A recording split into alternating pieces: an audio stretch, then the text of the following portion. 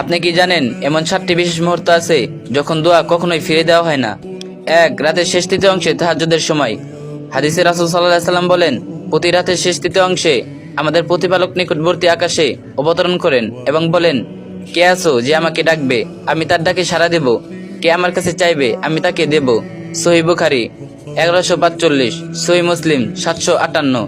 এই সময় একান্ত আল্লাহকে ডাকার শ্রেষ্ঠ সুযোগ। তাহাজ্জুদের পর খালি অন্তর দিয়ে দোয়া করুন। 2. সিজদার মধ্যে দোয়া। হাদিসে রাসূল সাল্লাল্লাহু আলাইহি সাল্লাম বলেন, বান্দা তার প্রতিপালকের সবচেয়ে নিকটবর্তী হয় যখন সে সিজদায় থাকে। তা সিজদার বেশি বেশি দোয়া করো। সহিহ মুসলিম 482। নফল বা ফরজ নামাজে বিশেষ করে সিজদার সময় গভীরভাবে হৃদয় দিয়ে কথা বলুন। 3. আজান ও ইকামতের মাঝে।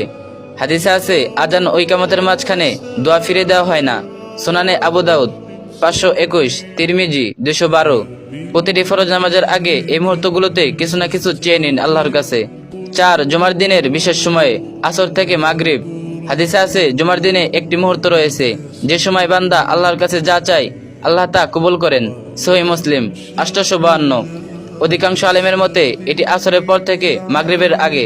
একটানা দোয়া করুন এই সময়। 5. ইফতারের সময়। হাদিসে আছে, রোজাদারের দোয়া ইফতারের সময় ফিরিয়ে দেওয়া হয় না। সুনানে ইবনু মাঝা 1753, তিরমিজি 2526। ইফতারের ঠিক আগে অন্তরে ব্যথা দিয়ে দোয়া করুন। 6. বৃষ্টির সময়। হাদিসে আছে, দুটি দোয়া ফিরিয়ে দেওয়া হয় না, আজানের সময় ও যখন বৃষ্টি হয়। সুনানে আবু দাউদ 2540। বৃষ্টির ফোঁটার মতো আপনার চোখের ফোঁটাও আল্লাহর দরবারে মূল্যবান, এই সময়টাই চেয়ে নিন। 7. মজলুমের দোয়া অত্যাচারীদের। হাদিসে আছে, মজলুমের দোয়া অত্যাচারিত দোয়া থেকে বেঁচে থাকো, কেননা তার আর আল্লাহর মাঝে কোনো পর্দা থাকে না। সহিহ বুখারী 2448, তিরমিজি 2011। যদি আপনি অন্যায়ের শিকার হন, জানুন আপনার দোয়া সরাসরি পৌঁছে যায় আল্লাহর কাছে।